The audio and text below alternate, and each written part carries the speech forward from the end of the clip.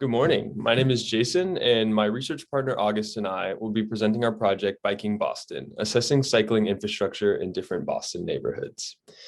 And so we wanted to focus our project around climate change response. And during our research, we found that a majority of emissions from urban areas such as Boston are driven by vehicles, whether those are cars and trucks driving or idling in traffic, releasing greenhouse gases into the atmosphere. Because of this, there is a need for Boston to incentivize and promote alternative, more sustainable forms of transportation, such as public transportation, walking, and biking. And we chose to focus on biking for this project because not only is it a more environmentally friendly way of traveling, but it also has numerous individual health benefits as well as public health population benefits. And so in response to this, the city of Boston has joined multiple initiatives in order to improve its current transportation network. Go Boston 2030 is the city's comprehensive plan to make its transportation network greener and reach more people. And there's also the Vision Zero initiative, which intends to eliminate serious and fatal traffic accidents, making walking and biking safer. And so this made us wonder, what is the current state of cycling infrastructure on corridors going into Boston? And for our project, we focused on 3 different corridors that ran through a variety of different neighborhoods and demographics. And we also wanted to know, does built environment for biking vary by neighborhood? And so what is biking infrastructure? For this project, we mostly focused on 3 different types. The first being on the left, protected bike lanes, which offer cyclists and other travelers protection from traffic via a buffer of parked cars, plastic dividers, and or green space, and is by far the safest form of biking infrastructure.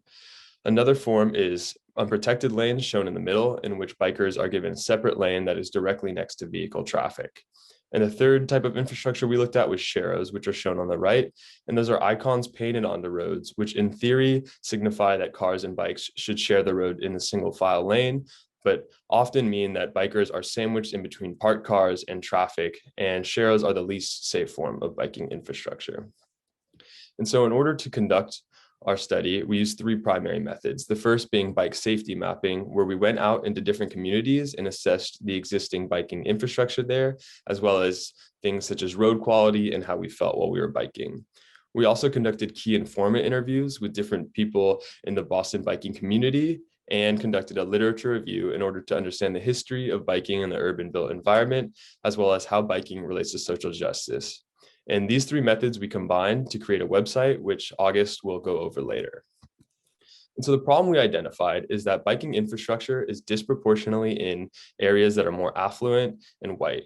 And so we're going to dive into this problem by comparing Commonwealth Ave and Dorchester Ave.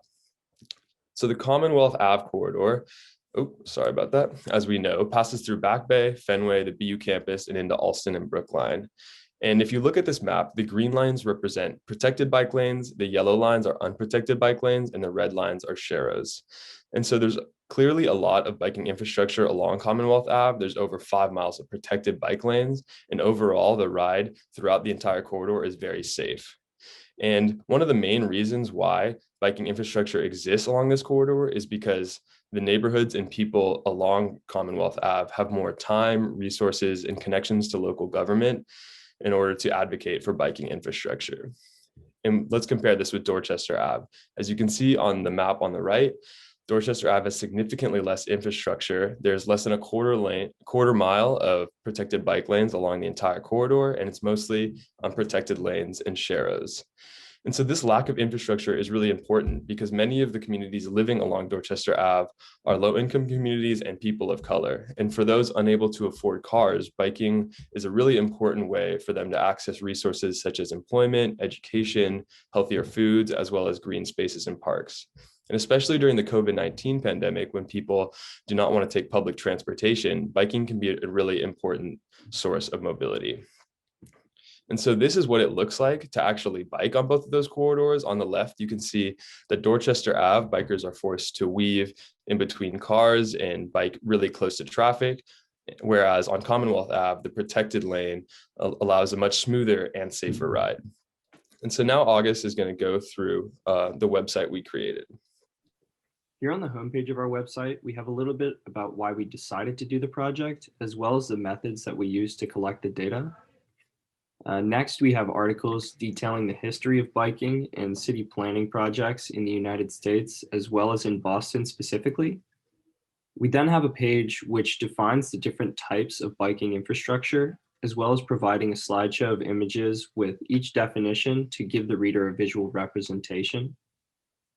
Next, we have the main focus of the website, the interactive maps.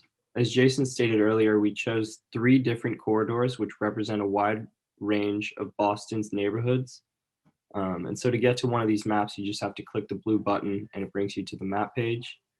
At the top of the page is an introduction to the history of the route, the current bike infrastructure, and what it took to get that infrastructure on there, if there is any. Under that, we have the actual map. This map is nice because you can zoom in and locate specific streets or areas. I think it's also important to note that the streets within the map boundaries that are not color-coded do not have any biking infrastructure on them. Next, we have a virtual tour of what it's like to travel on the corridor. So this is showing what it would look like to travel from Allston through Back Bay and Fenway to downtown Boston. Under the virtual tour, we have some pictures of biking infrastructure surrounding the corridors because we wanted to look not only at the corridors themselves, but also we wanted to see how accessible those corridors are to the areas surrounding them. Finally, at the bottom, we have the riding experience, where we broke down how safe we felt on the corridor, the condition of the infrastructure on the route, as well as the different bikers that we saw also using the corridor.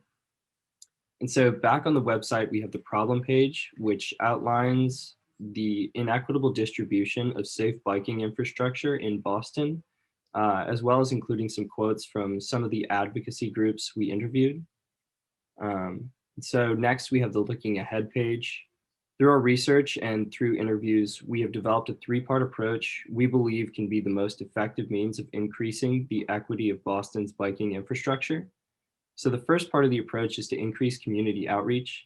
We would like to see the Boston Transportation Department interact more with communities lacking in safe bike infrastructure. We think that if residents are made aware of the current bike projects being implemented around the city, there'd be more of a push from those neighborhoods to have safe biking infrastructure installed. The second part is to hold policymakers accountable. Because of past advocacy work in the biking community, policymakers set the standard that for all future transportation projects, both equity and sustainability need to be considered. We think it's important that they be held to that standard and that elected officials and people in positions of power should consider cycling when planning these future projects. The last step is to encourage more community events. We think this is important because the most sustainable change in a community comes when the people of that community are acting on their own accord. And so cycling advocacy groups such as Bikes Not Bombs have had an increasing presence in underserved neighborhoods such as Dorchester and Roxbury, and we'd like to see more of these types of interactions. We believe that these 3 steps need to be considered in changing future transportation projects in Boston. And we'd like to extend our thanks to our advisor, Nathan Phillips, as well as the different organizations who agreed to interview with us. And if you'd like to learn more about the history of the built environment and how biking plays into that, we've included a lot more information on our website that we couldn't get to in our presentation today, but there's a QR code here for you to scan if you'd like to check that out. Thank you so much.